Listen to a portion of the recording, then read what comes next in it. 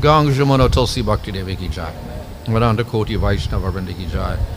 Samaveta Bhakti Vrinda ki jai. Go Premanandi. All glories to Sabha devotees. All glories to Sabha devotees. All glories to Sabha devotees.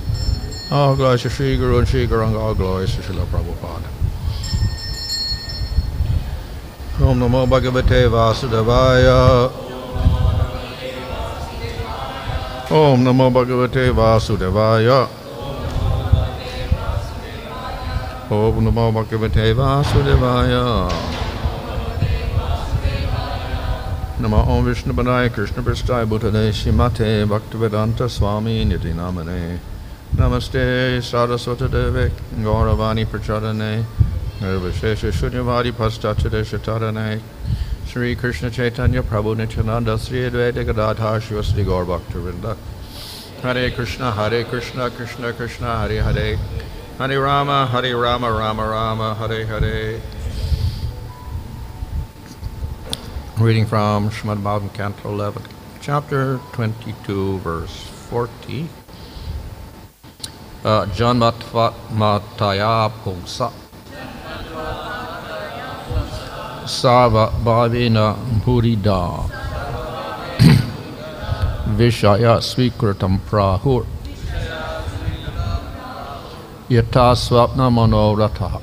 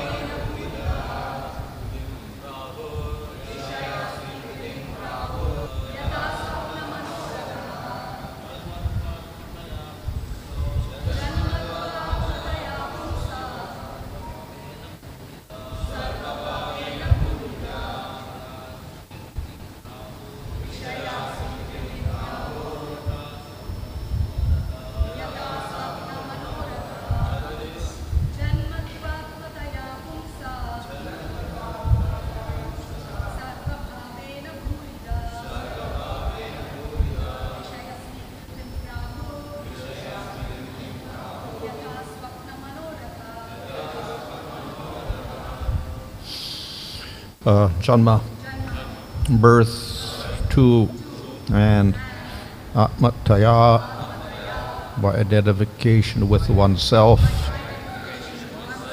puṁsaḥ, of a person, sarva-bhāvena, completely, bhūri-da, almost charitable, Uddhava,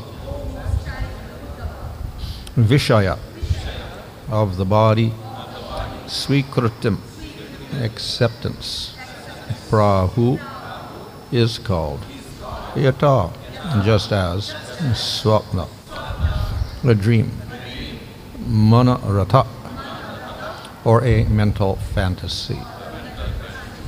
Translation: O most charitable Uddhava, what is called birth is simply a person's total identification with the new body. One accepts the new body just as one completely accepts the experience of a dream or a fantasy as reality. Purport: identification with one's material body surpasses the mere affection and attachment one feels for the bodies of relatives or friends. The word sarva-bhāvena here shows that one totally accepts the material body to be oneself, just as one completely accepts the experience of a dream as real. Mere imagination without practical action is called a daydream. The mental concoction that occurs in a sleeping state is called a dream. Our identification with our own body and our blind acceptance of bodily relationships as permanent constitutes a prolonged form of dreaming or fantasy in which one imagines oneself to be separate from the Supreme Personality of Godhead. The term birth, therefore, does not refer to the generation of a new entity, but to the blind acceptance of the spirit soul of a new material body. Translation of most charitable Uddhava. What is called birth is simply a person's total identification with the new body. One accepts the new body just as one completely accepts the experience of a dream or a fantasy as reality.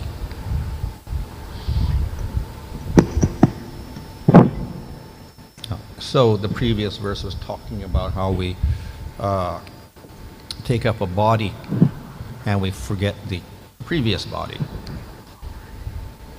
முந்தைய பதங்களில் நாம் எவ்வாறு ஒரு புதிய உடலை ஏற்கும் பொழுது பழைய உடல்களை மறக்கிறோம் என்பதை பற்றி விளக்கப்பட்டது. So the forgetfulness of one body and taking a new body, we say, is death. ஆகையால் நாம் பழைய உடலை மறந்து புதிய உடலை ஏற்கும் நிகழ்வையே மரணம் என்று நாம் கூறுகிறோம். Then the death is followed by a birth.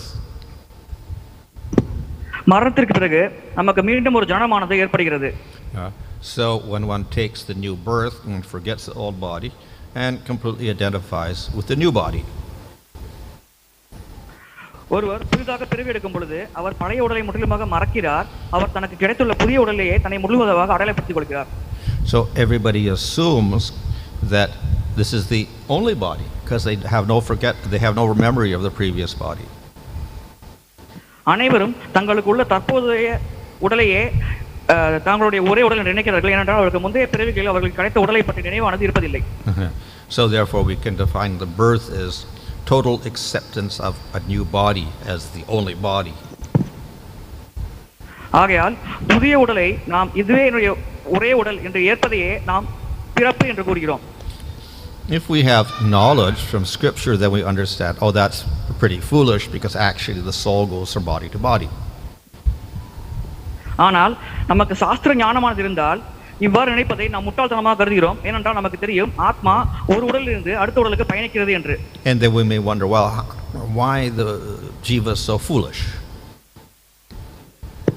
சாஸ்திர ஞானம் உள்ளவர் மற்ற ஜீவாத்மாக்கள் ஏன் இவ்வளவு முட்டாள்தனமாக இருக்கிறார்கள் என்று நினைக்கக்கூடும். So here an example is given. இங்கே ஒரு உதாரணமானது விளக்கப்பட்டுள்ளது. So it says yathā svapna-manorathaḥ, just like dreams or daydreams. கனவு அல்லது பகல் கனவை போன்றது என்று இங்கே விளக்கப்பட்டுள்ளது.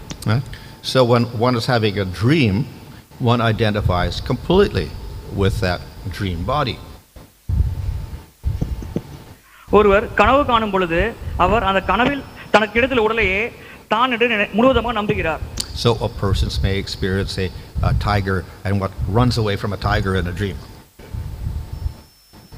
உதாரணத்திற்கு ஒருவர் கனவில் தன்னை புலி துரத்துவதாக எண்ணிக்கொண்டு கனவிலே ஓடக்கூடலாம். So one doesn't think, well, that's only a dream and it's not a real tiger. One identifies completely and one runs away from the tiger in the dream. அவ்வாறு கனவு காணும் பொழுது அந்த நபரானவர் இது கனவுதான் உண்மையல்ல என்று நினைப்பதில்லை. உண்மையாகவே புலி துரத்துவது போல நினைத்துக்கொண்டு அவர் ஓடும் மாதிரி கனவு காண்கிறார். Now when we wake up, then we say, oh, that was only a dream. ஆனால் அவர் விழித்தெழும் பொழுது இது முற்றிலும் கனவு என்று உணர்கிறார். But when we're in the dream, we don't wake up. We're completely identifying with it. ஆனால் அவர் கனவு காணும் பொழுது இவ்வாறு ஒரு விழிப்புணர்வுக்கு அவர் வருவதில்லை. அவர் முழுவதுமாக தன்னை கனவிலேயே மூழ்கிக் கொள்கிறார். So similarly, in the waking state, that is also like a dream. We completely identify with our body. ஆகையால் நாம் கனவில் இருப்பது போலத்தான் நாம் இந்த உடலோடு நம்மை அடையாளப்படுத்திக் கொள்கிறோம். And when will you wake up? நாம் எப்பொழுது விழித்தெழ போகிறோம்? So it is said that some people wake up when they're dying. சிலர் மரண நேரத்தில் விழித்தெழுகிறார்கள். So suddenly they realize, oh, I'm leaving the body, but I'm not the body. மரணத்தின் பொழுது நான் இந்த உடலை கைவிட வேண்டும், ஆகையால் நான் இந்த உடல் அல்ல என்பதை அவர்கள் உணர்கிறார்கள். But other people, they're so much in ignorance, even if they die, they don't realize anything. ஆனால் பலர் மரண தருவாயில் கூட இதை உணர்வதில்லை. அவர்கள் அறியாமையில் இருக்கிறார்கள். In any case, everybody takes a new body and they forget the old body and they identify with the new body again. எவ்வாறு இருப்பினும் ஒரு புதிய உடலை ஏற்கும் பொழுது அவர் பழைய உடலை முற்றிலுமாக மறக்கிறார், தன்னை புதிய உடலோடு அடையாளப்படுத்திக் கொள்கிறார். So then the purpose of Scripture is to wake you up from that condition of our waking state and get us out of that illusion or that dream state. ஆகையால் நம்மை கனவு நிலையிலிருந்து விழிப்புணர்வுக்கு கொண்டு வருவதற்காகவே சாஸ்திரங்களானது இருக்கிறது. And when we're out of that state, then we realize, oh, yes, we're not the body. இவ்வாறு கனவுலிருந்து ஒருவர் வெளியில் வரும்போது தான் இந்த உடல் அல்ல என்பதை உணர்கிறார். And we no longer identify with that material body. அதன் பிறகு அந்த உணர்ந்த ஆத்மா தன்னை இந்த பௌதிக உடலோடு அடையாளப்படுத்திக் கொள்வதில்லை. But in this whole example, we should not think that because the dream was false, therefore the material world that we experience now is completely false. We should not come to that conclusion. ஆனால் இந்த உதாரணத்தில் கனவு பொய்யாக இருப்பதால் இந்த பௌதிக உலகமே பொய்யானது என்ற முடிவுக்கு நாம் வரக்கூடாது. Of course, this is what Shankaracharya and the Buddhists conclude. The whole waking life is also false. இதைத்தான் சங்கராச்சாரியர் மற்றும் புத்த மதத்தினரும் கூறுகின்றனர். இங்கே நாம் வாழ்க்கை அனைத்துமே கனவு போன்றது என்று கூறுகிறார்கள். And when you get realization or enlightenment, that universe disappears. It's not there anymore. நமக்கு ஞானமானது ஏற்படும் பொழுது இந்த பிரபஞ்சமானது மறைகிறது என்று புத்த மதத்தினர் கூறுகிறார்கள்.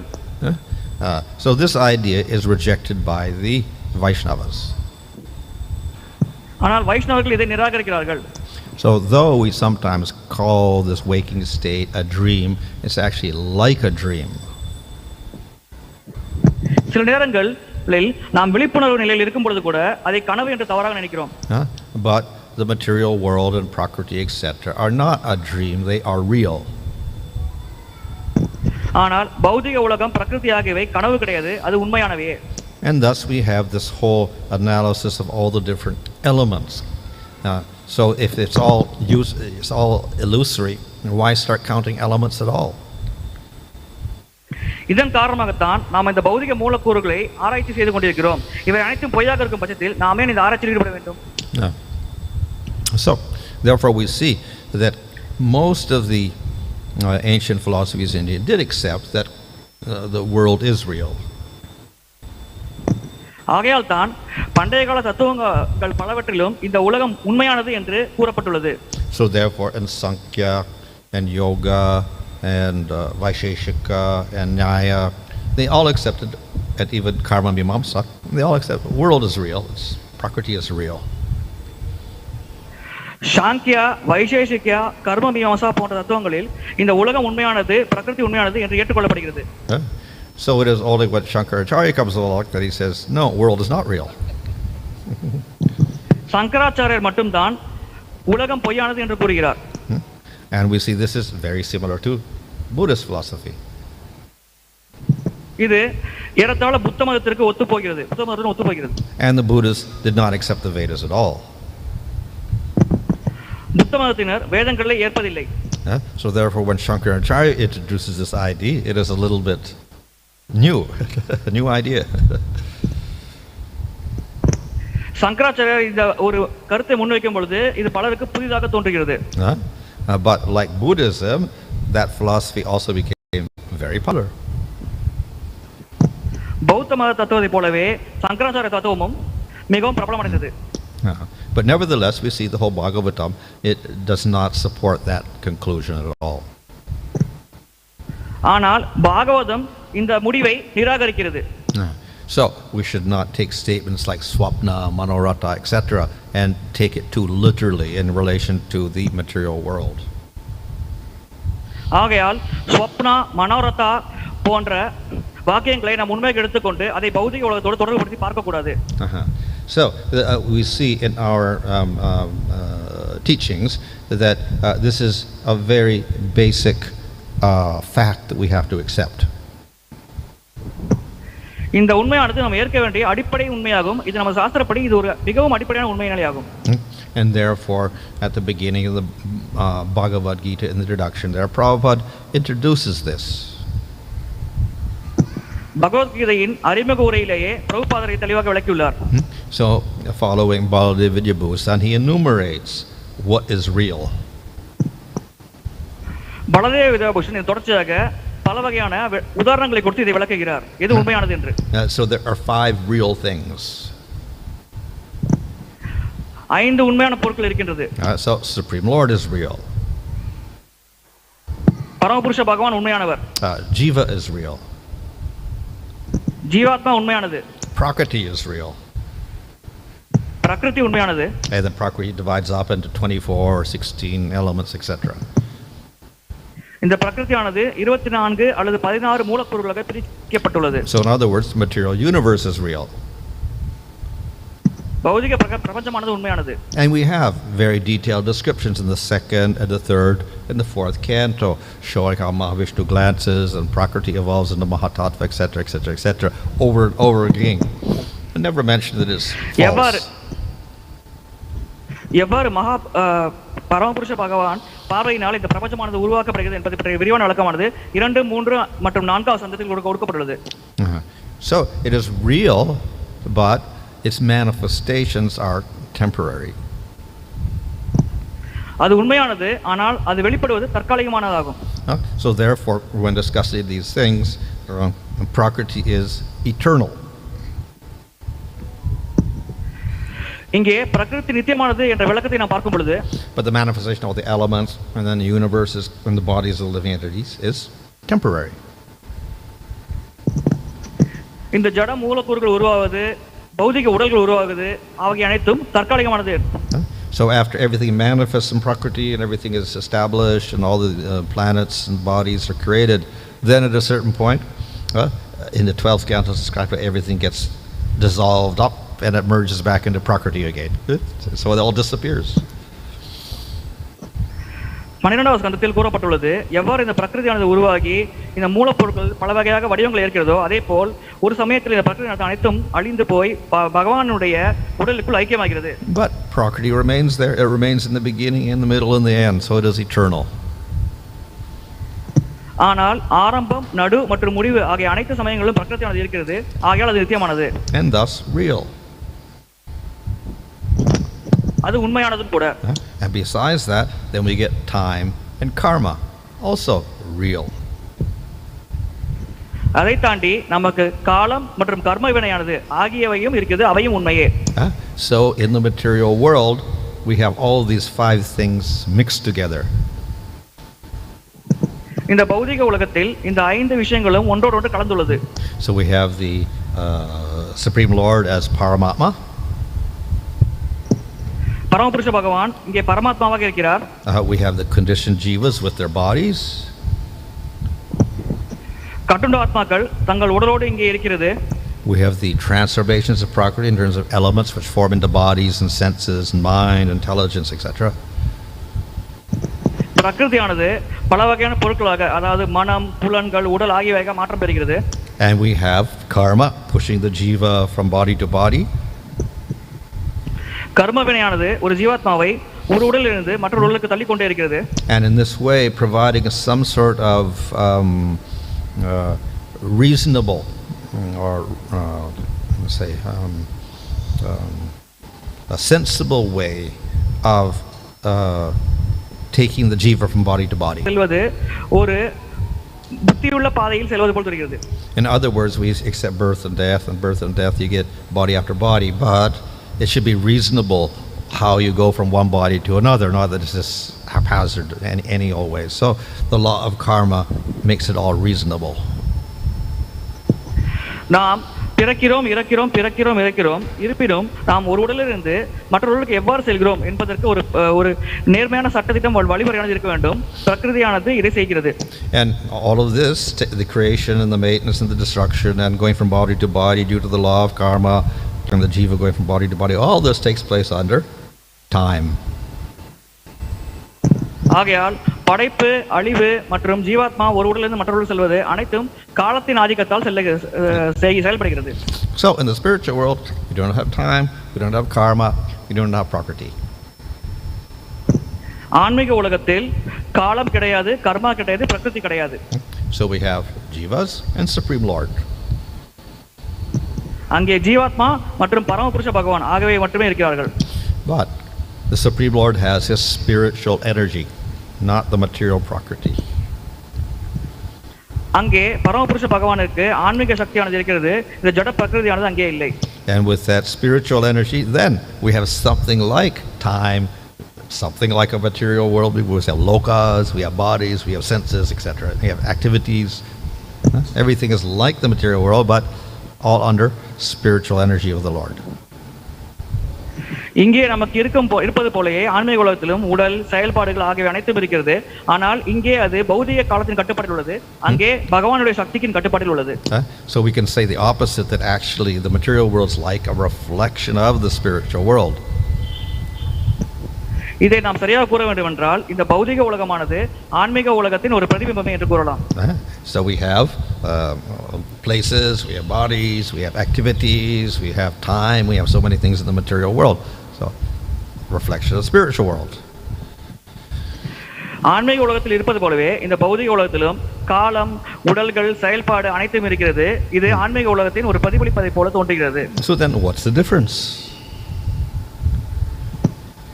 ஆகையால் இவை இரண்டுக்கும் உள்ள வித்தியாசம் தான் என்ன? So the difference is that in the spiritual world there's eternal bliss. வித்தியாசம் என்னவென்றால் ஆன்மீக உலகத்தில் ஒரு நித்தியமான ஆனந்தமானது கிடைக்கிறது. And in the material world we have happiness, but it is very temporary. பௌதிக உலகத்திலும் ஆனந்தம் கிடைக்கிறது, ஆனால் அது மிகவும் தற்காலிகமானது. So that's the big difference. இதுவே இவை இரண்டுக்கும் உள்ள வேறுபாடாகும். What is the cause of the difference? இந்த வேறுபாட்டிற்கான காரணம் தான் என்ன? The cause is, in the spiritual world everybody recognizes and accepts the Lord, in the material world everybody rejects the Lord, so they are called bahirmukha. இதனுடைய காரணம் என்னவென்றால் ஆன்மீக உலகத்தில் அனைவரும் பரமபுருஷ பகவானை ஏற்கிறார்கள், பௌதிக உலகத்தில் அனைவரும் பரமபுருஷ பகவானை நிராகரிக்கிறார்கள். இது பகிர்முகா என்று கூறப்படுகிறது. So we can say that the living entity in the material world is bahirmukha or in ignorance. ஆகையால் பௌதிக உலகத்தில் இருக்கும் உயிர்வாழிகள் அறியாமையில் இருக்கிறது அல்லது பகிர்முகா நிலையில் இருக்கிறது என்று கூறலாம். So if we want to get rid of this, get out of the material world, we have to destroy the ignorance. ஆகையால் நாம் இந்த பௌதிக உலகத்திலிருந்து வெளியேற ஆசைப்பட்டால் நாம் இந்த அறியாமையை அழிக்க வேண்டும். When we destroy the ignorance, then we're out of the material world, we're in the spiritual world. அறியாமையை நாம் அழித்த பிறகு நாம் இந்த பௌதிக உலகை விட்டுவிட்டு ஆன்மீக உலகத்தை அடைகிறோம். So that is the purpose of Bhagavatam, to give us the proper knowledge.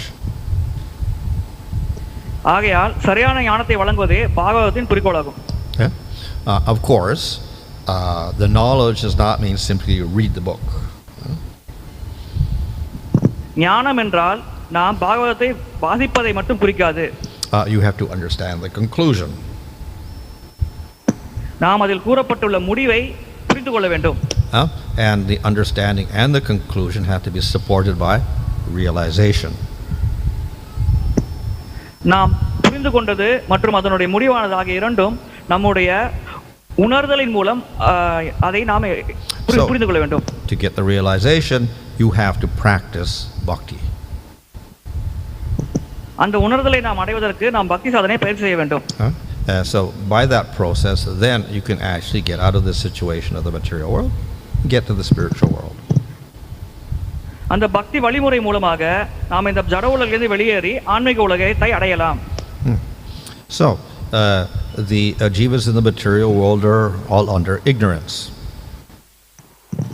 பௌதிக உலகத்தில் உள்ள ஜீவாத்மாக்கள் அனைத்தும் அறியாமையில் உள்ளது. That ignorance is very difficult to remove. அந்த அறியாமையை களைத்தெறிவது மிகவும் கடினமான செயலாகும். And therefore, even if you give them the knowledge, they won't accept it. இதன் காரணமாகத்தான் நாம் ஞானத்தை அவர்களுக்கு வழங்கினால் கூட அவர்களால் அதை ஏற்றுக்கொள்ள முடிவதில்லை. So we can go to someone who knows, very intelligent, has graduated from college or whatever, and you'd say, okay, here's Bhagavad Gita, and he reads it. He says, I don't accept that. He'll read it, he'll understand it in one sense, but he won't accept it. உதாரணத்திற்கு நாம் இந்த உலகத்தில் மிகவும் கற்றறிந்த பட்டதாரி PhD வாங்கியவர்களிடம் சென்று இது பகவத்கீதா, இதை படியுங்கள் என்று கூறினால் அவர் அதை படிப்பார், ஆனால் அதை புரிந்து கொள்ள மாட்டார், அதை ஏற்றுக்கொள்ளவும் மாட்டார். So though the scripture is there and is offering the knowledge, and even the people have opportunity of getting it, they will not accept it. ஆகையால் சாஸ்திரங்கள் நமக்கு ஞானத்தை வழங்கும் பட்சத்தில் அதே போல அதை ஞானத்தை நாம் பெரும் சந்தர்ப்பம் கிடைத்தால் கூட மக்கள் அதை பொதுவாக ஏற்றுக்கொள்வதில்லை. So to come to the stage of accepting that knowledge, that's the first step. ஆகையால் அந்த ஞானத்தை நாம் ஒத்துக்கொள்ளும் நிலை அடைவதே முதல் நிலையாகும். And one who has faith will accept the knowledge. யாருக்கு நம்பிக்கை இருக்கிறதோ அவர் அந்த ஞானத்தை ஒத்துக்கொள்வார். One who does not have the faith will not accept this knowledge. May accept some other knowledge, but not this knowledge. நம்பிக்கை இல்லாதவர் இந்த ஞானத்தை நிராகரிப்பார். அவரிடம் வேற ஞானம் இருக்கலாம், ஆனால் இந்த ஞானத்தை அவர் முற்றிலுமாக நிராகரிப்பார். So therefore it requires that faith. ஆகையால் இங்கே நம்பிக்கையானது பிரதானமாக தேவைப்படுகிறது. So the devotees, they can preach, but they have to think of two things. பக்தர்கள் பிரச்சாரம் செய்யலாம், ஆனால் அவர்கள் இரண்டு விஷயத்தை நினைவில் கொள்ள வேண்டும். So they can preach to the faithful.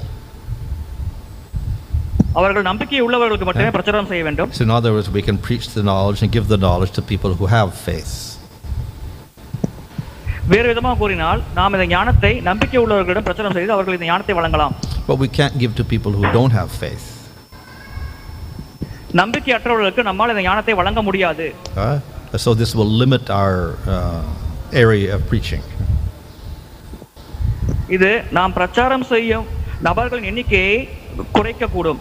So on the other hand, we have to think of ways of creating the faith. வேறு விதமாக கூறினால் நாம் இந்த நம்பிக்கையை எவ்வாறு ஏற்படுத்த வேண்டும் என்பதற்கான வழிமுறையை கண்டறிய வேண்டும். But the difficulty there is to create the faith you can't preach. Because preaching to the faithless is parāhur. ஆனால் இங்கே பிரச்சனை என்னவென்றால் நாம் நம்பிக்கையை உருவாக்குவதற்காக பிரச்சாரம் செய்ய முடியாது. ஏனென்றால் நம்பிக்கையற்றவர்களுக்கு பிரச்சாரம் செய்வது என்பது ஒரு அபராதமாகும். So therefore we have to devise indirect means for these people in order to create the faith. ஆகையால் நாம் ஏதேனும் மறைமுக வழிமுறையை இதில் கையாள வேண்டும். However, even there it may be a little difficult. அவ்வாறு செய்தால் கூட அங்கே நமக்கு சில கஷ்டங்களை நாம் சந்திக்க கூடும். So Chaitanya Mahaprabhu has made things a little easier. Chaitanya Mahaprabhu இந்த விஷயத்தை இன்னும் சுலபமாக மாற்றியுள்ளார். Because he's so merciful. He wants to deliver even the people without qualification, without faith. ஏனென்றால் அவர் மிகவும் கருணை வாய்ந்தவர். அவர் தகுதி இல்லாத மக்கள் மற்றும் நம்பிக்கை இல்லாத மக்களை கூட முக்தி அளிக்க ஆசைப்படுகிறார். But how can you deliver people that don't have any faith because you can't preach to them? ஆனால் நம்பிக்கையற்ற மக்களிடம் நம்மால் பிரச்சாரம் செய்ய முடியாது. ஆகையால் நாம் எவ்வாறு அவர்களை கரையேற்ற முடியும்? So then he uses the method of Nam Sankirtan. அதற்குத்தான் அவர் நாம சங்கீர்த்தனம் என்ற வழிமுறையை கையாளுகிறார். So we don't preach directly, but they hear the name of the Lord. இங்கே நாம் நேரடியாக பிரச்சாரத்தில் ஈடுபடுவதில்லை, ஆனால் அவர்கள் பகவானின் நாமத்தை நாம சங்கீர்த்தனத்தின் மூலம் கேட்கிறார்கள். And if they hear the name enough, they will get faith. When they get faith, then we can preach to them. அவர்கள் நாமத்தை கேட்கும் பட்சத்தில் அவர்களுக்கு நம்பிக்கையானது ஏற்படுகிறது. அவர்களுக்கு நம்பிக்கை ஏற்பட்ட பிறகு நாம் அவர்களுக்கு பிரச்சாரம் செய்யலாம். So this is the method of preaching of Chaitanya Mahaprabhu. இதுவே சைத்தன்ய மகாபிரபு போதிக்கும் வழிமுறையாகும். And in this way we get more people. இவ்வழியில் நமக்கு நிறைய பேர் கிடைக்கிறார்கள், நிறைய மக்கள் கிடைக்கிறார்கள். So we can preach to all people that way. இவ்வழியாக நாம் அனைத்து மக்களுக்கும் பிரச்சாரம் செய்யலாம். And this way they get rid of their ignorance and they get out of the material world. இவ்வழியாக அவர்கள் அறியாமையிலிருந்து வெளியேறி இந்த பௌதிக உலகத்தை விட்டு வெளியேறலாம். Hare Krishna.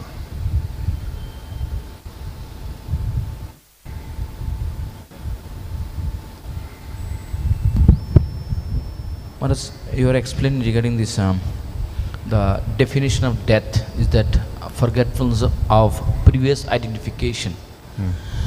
Maharaj, we see some people, even they can remember their previous lifetime, like Dhritarashtra in history remember his 50 lifetimes.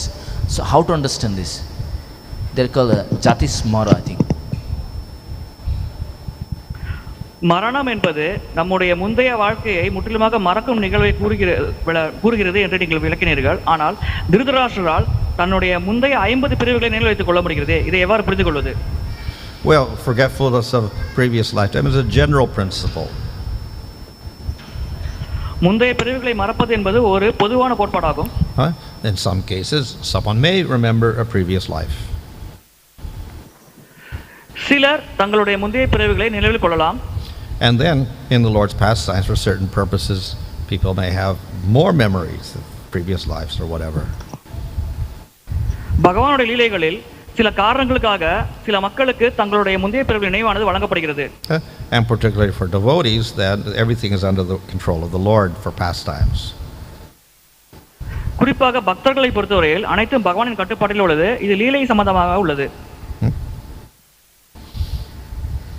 One more question, like say we see that Shankaracharya, before Shankaracharya, this Buddha was preaching, and his preaching is almost atheism, we can say, because he is rejecting the Vedas.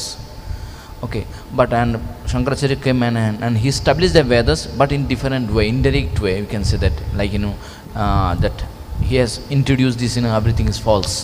He's also, we can say that in one step of, it's also in one step towards the Lord, because by accepting the Vedas. So how to understand? Because one says, he is rejecting the world, because without if one reject the world, then how can one stay in the material world? Rejecting as well as he is accepting the Vedas. பௌத்தர்கள் வேதத்தை ஏற்பதில்லை. அதற்கு பிறகு அந்த சங்கராச்சாரியர் வேதத்தை நிராகரிக்கிறார். ஆகையால் ஒருவர் இந்த பௌதிக உலகத்தை நிராகரிக்கும் பொழுது எவ்வாறு இதை புரிந்து கொள்வது? So we often explain Shankara's philosophy as covered Buddhism. சங்கராச்சாரியருடைய தத்துவமானது மூடியுள்ள பௌத்த மத தத்துவம் என்று கூறுகிறோம். It's the Buddhist philosophy, but claiming it belongs to the Vedas, and that's why I covered it. This Vedic philosophy. அது பௌத்த மதத்தில் பின்பற்றும் கோட்பாடு தான். ஆனால் இருப்பினும் அது வேதத்தினால் மூடப்பட்டுள்ளது. அது வேத வழிமுறை என்று கூறப்படுகிறது. So we don't, not only we say that, or the thing Padma Purana says this, but even some scholars will say that they could trace out certain elements of Buddhism that he's stuck in there, and it was kind of new, and people were shocked when they saw it. Shankaracharya தத்துவத்தில் பௌத்த தத்துவங்கள் இருப்பதை நாம் கூறவில்லை, சாஸ்திரங்கள் கூறுகிறது. அதோடு சில நிபுணர்களும் கூறுகிறார்கள். So the only good point there is people accepted the Vedas. இங்கே உள்ள நல்ல விஷயம் என்னவென்றால் மக்கள் இங்கே வேதங்களை ஏற்கிறார்கள். The bad point is that, like Sankhya and others, they misinterpret the Vedas. இதில் உள்ள குறையான விஷயம் என்னவென்றால் சாங்கிய தத்துவத்தில் வேதத்திற்கு மாற்று விளக்கமான தரப்படுகிறது. So people can argue, well, at least they accept the Vedas, so all these other philosophies, karma, mimamsa, and Sankhya, and Advaita philosophy, okay, at least they accept the Vedas, so that they're better than Buddhists and Jains and people that reject the Vedas. ஆனால் இங்கே புத்தர்கள் ஜெயினர்களை விட இவர்கள் மேலானவர் என்று சிலர் வாதிடலாம். ஏனென்றால் அவர்கள் குறைந்தபட்சம் வேதத்தையாவது ஏற்கிறார்கள். சாங்கிய தத்துவம் ஆகியவற்றில் வேதத்தை ஏற்பதற்கான சான்றுகள் இருக்கிறது. That may be so, but at the same time, the negative point is that then people will think that is the Vedas, even though it's the wrong teaching. So then again we're stuck with something which is very similar to Jainism, Buddhism, or whatever. இதை நாம் கூறலாம், ஆனால் அவர்கள் என்ன கூறுவார்கள் என்றால் இதுவே வேதத்தின் சாரம் என்று கூறக்கூடும். அவ்வாறு இருக்கும் பட்சத்தில் மக்கள் குழப்பமடைந்து தவறாக இதை புரிந்து கொள்ளக்கூடும். Again, what benefit is there? Because goal is the same only, because that Buddhism and Nirvana, and Shankara said that just destroy everything. So goal is same. So what is the benefit of accepting the Shankara's philosophy is that at least the Vedas got preserved and they weren't rejected completely. இங்கே ஒரு வழிவில் நிர்வாணமானது ஏற்கப்படுகிறது. சங்கராச்சாரிய வழிவிலும் அதே போல இலக்கைத்தான் இருக்கிறது. ஆகையால் என்ன நமக்கு நன்மையானது கிடைக்கிறது என்றால் இங்கே நாம் குறைந்தபட்சம் வேதத்தை ஏற்றுக்கொள்கிறோம். And then this gave a chance for the Vaishnavas to say, okay, we accept the Vedas, but we have to get the right meaning of the Vedas. இங்கே வைஷ்ணவர்களுக்கு ஒரு சந்தர்ப்பம் கிடைக்கிறது. அவர்கள் வேதத்தை ஏற்பதால் அவர்கள் குறைந்தபட்சம் நல்ல அதை சரியான முறையில் புரிந்து கொள்ள வேண்டும் என்பதற்கு. So his philosophy is one step towards getting the correct meaning of the Vedas. ஆகையால் அவருடைய தத்துவமானது வேதத்தை சரியாக புரிந்து கொள்வதற்கு முன்னோக்கி ஒரு அடியை வைப்பது போல இருக்கிறது.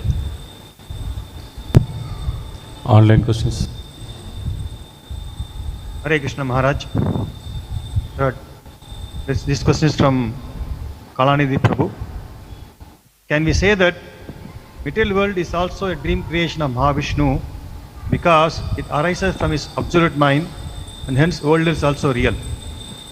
It is what?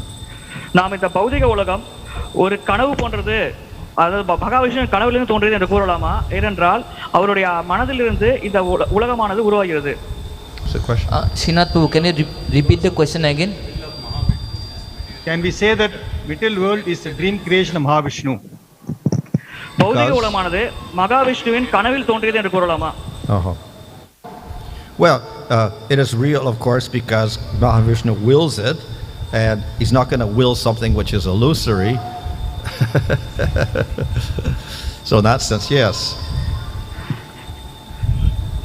இந்த பௌதிகமானது உண்மைதான், ஏனென்றால் அது பகவானின் இச்சையின் காரணமாக ஏற்படுகிறது. பகவான் இல்லாத ஒன்றின் மேல் இச்சைப்படுவதில்லை. But ultimately, what is real and unreal, it is very difficult for a jiva to determine. ஆனால் எது உண்மை எது உண்மை அல்ல என்பதை நிர்ணயிப்பது ஒரு ஜீவாத்மாவுக்கு மிகவும் கடினமான செயலாகும். And thus the Buddhists, by logic, convinced many people, most of the people of India, the world is unreal, just by logic. இதன் காரணமாக தான் புத்த மதத்தை சேர்ந்தவர்கள் இந்திய மக்களை இந்த உலகம் பொய்யானது என்று நம்ப செய்கிறார்கள். So ultimately we have to go by scripture. ஆகையால் இறுதியாக நாம் சாஸ்திரத்தை பின்பற்ற வேண்டும்.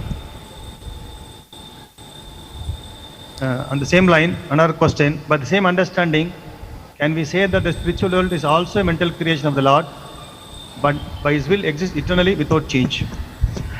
இதேபோல் ஆன்மீக உலகமும் பகவான் மனதின் மூலம் உருவாக்கப்பட்டது என்று கூறலாமா? அதேபோல் அவருடைய ஆசையின் காரணமாக அது நித்தியமாக எந்த மாற்றம் அடையாமல் இருக்குது என்று கூறலாமா? It's also what kind of creation? Mental creation. It's not created because it's eternal. ஆன்மீக உலகம் படைக்கப்படுவதில்லை என்றால் அது நித்தியமாக உள்ளது. The material world, over and over again, the Lord glances and it comes into being, then it's destroyed and it's created and destroyed. Spiritual world is never created or destroyed. பௌதிக உலகம் பகவானின் பார்வைக்கு ஏற்றாற் போல் தோன்றி மறைகிறது, ஆனால் ஆன்மீக உலகமானது எப்பொழுதுமே அழிவதில்லை. Thank you, Maharaj. This is from Srinivas Prabhu. Question is, just as material world becomes manifest and manifest, we see that the Lord's pastimes are also manifest and unmanifest. பௌதிக உலகம் தோன்றி மறையும் காரணத்தால் பகவானுடைய லீலைகளும் தோன்றி மறைகிறது என்று நாம் நினைத்துக் கொள்ளலாமா? The question is, can we say that the manifestation and unmanifestation of the material world and the pastimes of the Lord are under the influence of different potencies, namely external and internal potency? இந்த பௌதிக உலகம் தோன்றி மறைவது மற்றும் பகவானுடைய லீலைகள் ஆகிய இரண்டும் பகவானுடைய வெவ்வேறு சக்திகளின் கீழ் செயல்படுறது என்று நாம் நினைத்துக் கொள்ளலாமா? உதாரணமாக பகிரங்க சக்தி மற்றும் அந்தரங்க சக்தி. Well, manifesting and unmanifesting spiritual pastimes, that's from our point of view. Actually, they're eternal. It's just that we cannot see them. ஆன்மீக லீலைகள் தோன்றி மறைவது நம்முடைய கண் பார்வையிலேயே, ஆனால் உண்மையில் அது நித்தியமாக நடந்து கொண்டே இருக்கிறது. Whereas Mahavishnu glancing and manifesting Prakriti and then withdrawing it into, that's different because it completely disappears and nobody can see it after that. Even Mahavishnu doesn't see it. Mahavishnu பார்வையின் மூலம் இந்த ஜட பிரபஞ்சத்தை படைத்து அதன் பிறகு அதை அழிப்பது முற்றிலும் வேறான ஒரு விஷயமாகும். ஏனென்றால் அதை யாரும் பார்க்க முடியாது, மகாவிஷ்ணு கூட அதை பார்ப்பதில்லை. This from Sunil Kumar from YouTube. Thank you, Maharaj. My question: when we are in contact in material world, we are in ignorance. How to come to the stage of knowledge with faith? நாம் ஜட உலகில் தொடர்பு கொள்ளும் பொழுது நாம் அறியாமையில் இருக்கிறோம். அவ்வாறு இருக்கும் பொழுது நாம் எவ்வாறு நம்பிக்கை மற்றும் ஞானத்தை பெறுவது? Well, it merely means that first there has to be knowledge, and then you have to accept it. முதலில் நமக்கு ஞானமானது கிடைக்க வேண்டும், அதன் பிறகு நாம் அதை ஏற்க வேண்டும். So that is what I said, you need the faith. Once you got faith, then you accept the knowledge of the Vedas. இதனால் தான் நமக்கு முதலில் நம்பிக்கை தேவைப்படுகிறது. நாம் நம்பிக்கை கொள்ளும் பட்சத்தில் நாம் வேதத்தின் ஞானத்தை ஏற்கிறோம். And once you accept the knowledge, then you accept the process to realize it. நாம் அந்த ஞானத்தை ஏற்ற பிறகு நாம் அந்த வழிமுறையை பின்பற்றி நாம் உணரத் தொடங்குகிறோம். And then one gets the knowledge and one is out of the material world. அதன் பிறகு நம்ம ஞானமானது முழுமையாக கிடைக்கிறது. அதன் பிறகு நாம் பௌதிக உலகத்தை விட்டு வெளியேறுகிறோம். The last question: why is initiation considered second birth? தீட்சை இரண்டாவது பிறப்பு என்று ஏன் கூறப்படுகிறது? Second. Initiation considered as second birth. Why initiation considered second birth? Oh, second birth. Well, as obviously the first birth is you get the soul gets a material body. இந்த ஆத்மா ஜட உடலை பெறுவதே முதல் பிறப்பாகும். Which is again it will disappear at a certain point in time.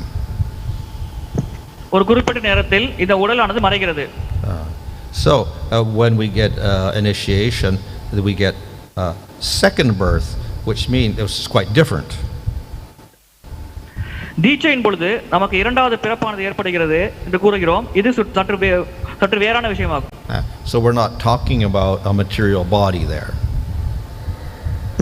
இங்கே நாம் பௌதிக உடலை பற்றி பேசுவதில்லை. We're merely talking about the acquisition of knowledge. நாம் இங்கே ஞானத்தை பெறுவதை பற்றி பேசிக் கொண்டிருக்கிறோம். So the original second birth of the Dvija means that one gets the Brahma Gayatri mantra as a Vaishya, Kshatriya or Brahmana. இரண்டாவது பிறவி என்னவென்றால் ஒருவர் வைஷ்யா, சத்திரியர் அல்லது பிராமணர் இருக்கும் பொழுது பிரம்ம காயத்ரி மந்திரத்தை பெறுவதாகும்.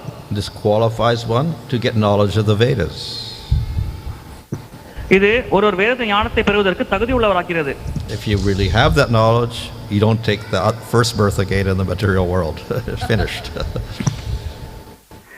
அவருக்கு ஞானம் இருந்தால் அவர் இந்த பௌதிக உலகில் பிறவி எடுக்க வேண்டிய அவசியம் இல்லை. இந்த பிறவியிலேயே முடித்துக் கொள்ளலாம்.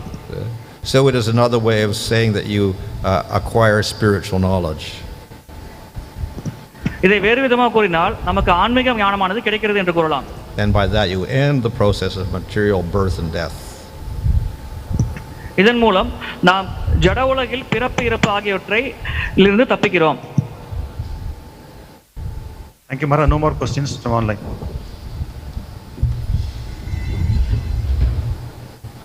Recording stopped.